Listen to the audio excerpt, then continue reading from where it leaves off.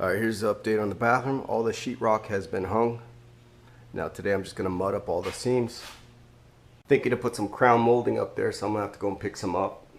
Just going to get this all mudded up, all the cracks with some hot mud. And we'll use mesh tape on here. Alright, got the corners done today. You can see I use mesh tape in the corners. That's one coat. It actually looks pretty good after just one coat. But I'll put 2 coats.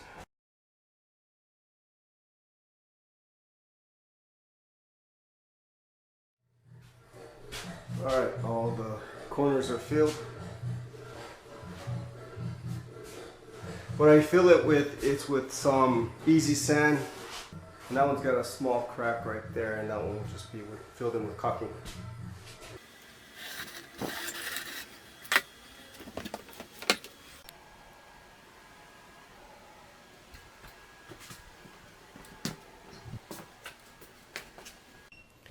Alright, so I got the hardy back down, 1/4 inch hardy back, because I got a good solid base. Good, I think it's like 1 3/4 inch thickness. Plywood's down. Got my crown installed. Just caulked it up so there's no cracks anymore. Just finished a last coat of pre-mixed mud on these corners. I went over that with mesh tape, so I only had to go like 1 coat with the actual bucket stuff pre-mixed. I don't like to use the pre-mix too much, especially in a bathroom, because if it gets wet, it like melts like butter. Of course, you go over it with primer and paint, but still, if the water ever gets under there, that pre-mixed stuff just doesn't hold up. That's why I always use the joint compound in the bags, limestone with plaster or gypsum. Anyways, that's where I'm going to stop the video, because next thing I gotta do is I gotta put some thin set down and put these boards in it, because I'm using some travertine, and travertine really it's brittle if you got any air pockets in it or if there's any movement. So I'm gonna thin set these down and then screw them in. And here's the travertine I picked. All right, pretty nice. And this is gonna be a French pattern. And then I got the porcelain for the wall backsplash. All right, we just got the hardy back down, and the way we're doing it is we're putting the thin set down, troweling it out. We just ran out, but it's okay. We ran out right when it's under the vanity. And the reason why we're troweling down thin set underneath this hardy backer, so the hardy backer will stick better to the floor. And when the tile's put on it, you'll have less cracking if you ever do get a crack or a noise in the floor or whatever. So yeah, put it under the hardy backer, put your hardy backer on it, trowel it out, then put your screws in right after. And I wet with a sponge the back of each piece, because this will absorb all of the water out of your thin set, and it will dry out the thin set to the point where it's pretty much useless, doesn't even bond to it. So that's where we're at. Next step, I think we're gonna start painting the ceiling. All right, for my niche, I'm gonna use some Red Guard. It's a waterproofing membrane, or a crack prevention membrane. I'm just gonna use it because I have some left over from the job upstairs, and it'd be perfect for inside this niche.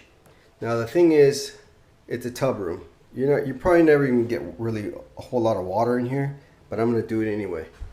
Also, drywall.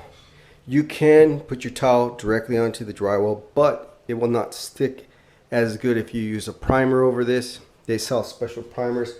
I think even this will be fine, Red Guard, over the drywall. I don't have a whole lot left. This is less than half a gallon. It probably won't do all of it, but if I go over just like real skim thin, it might be enough.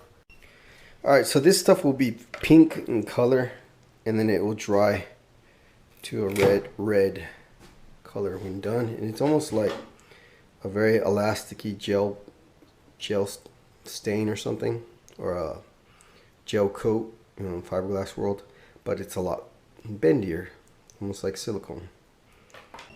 Okay, the Red Guard has dried to a nice red color.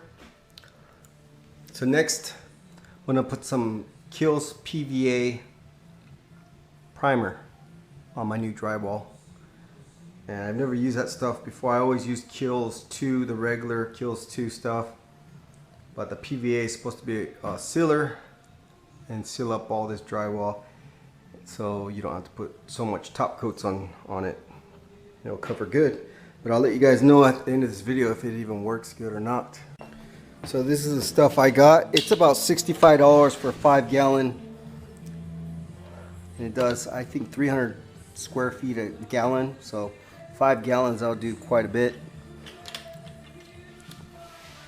I think that'll do like 1,500 square feet. And I'm gonna roll it on. I'm not gonna spray it. I do have a sprayer, Rayco sprayer, but it's just such a small bathroom. I think I'm just gonna roll it on. All right, so I'm impressed with this Kills PVA primer for the drywall. I did one coat and it's pretty nice after one coat. I mean, you could probably do one more if you wanted to, but I think this will cover just fine with the paint. And it goes on gray, but it dries in a white color. So when it's, you know, it's fully dried, it turns white. And it's nice because you can kind of see, like, I got a little imperfection there that I can fill in tomorrow. Little imperfection there. So tomorrow I can get some mud out and pre-mix mud and just go over whatever I missed. Here's a little spot there.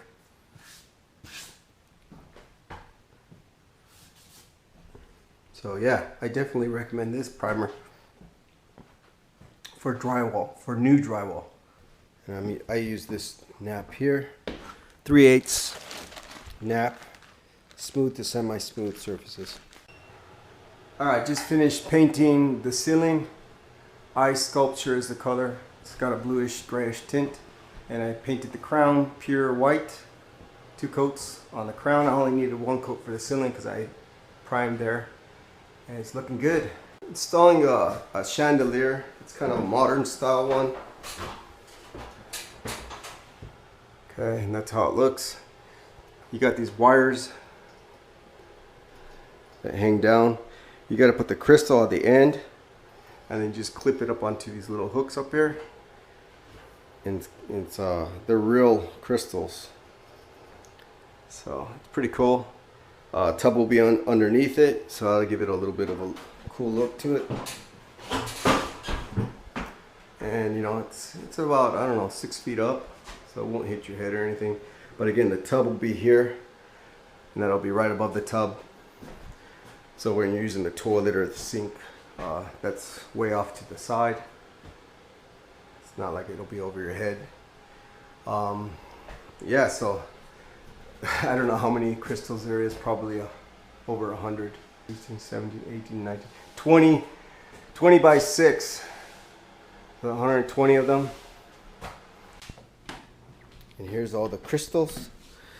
They give them to you individually packed, so you gotta literally do each one yourself. So you gotta take them out of the little bags, and I'll show you how you put these on. Okay, so how you install these is pretty simple, but you need 2 people. Or, yeah, 2 people is the best. So you're gonna take these, one person's gonna open it up while one person holds it. Just open this up enough to get it, and then close it up, just like that. Hopefully I got that on camera. But if you try to do this by yourself, you can't open it and hold it at the same time with, you know, 1 hand each. You need 2 people. And then you'll hang this up. Alright, so I still got some painting to do in the backsplash, so I'm not going to install those crystals until later on.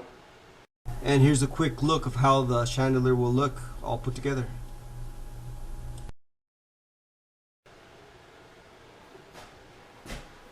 So now I'm going to work on the backsplash, which I got to get everything laser straight. So I got to bring the laser level, which I have over here. See how I got it rigged up on my tripod. Alright, to get this first tile straight, because if you don't have the first set of tiles straight, all of the other ones are crooked. I'm using a laser level. It's a Bosch one. And what I'm doing is marking with a marker. So I have a chalk line and it's red, so red on red won't show.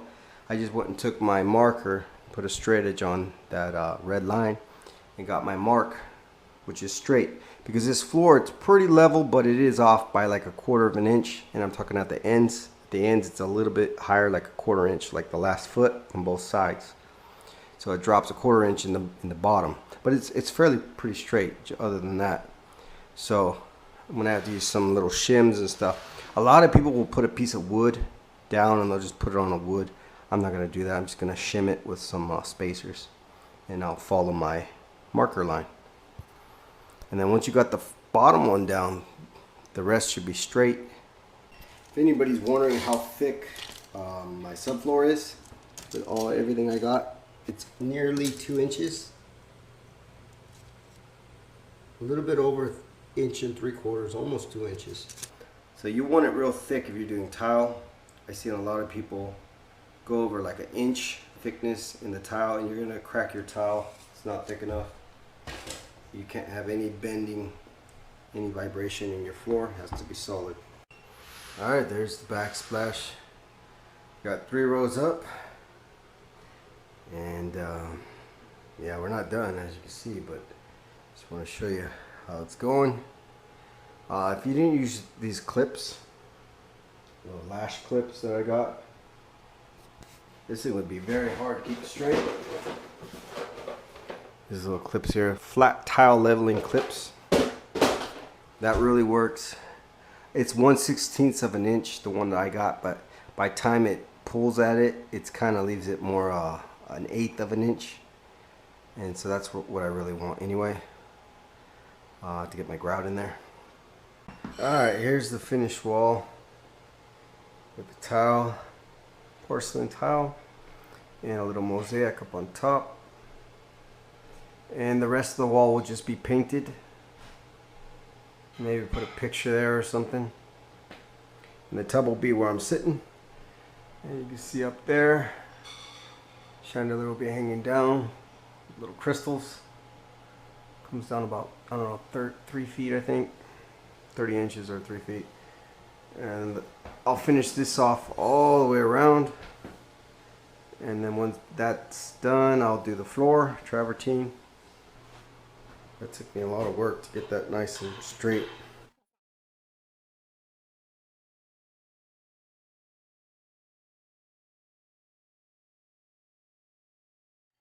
One thing I like about this porcelain tile is it's very random.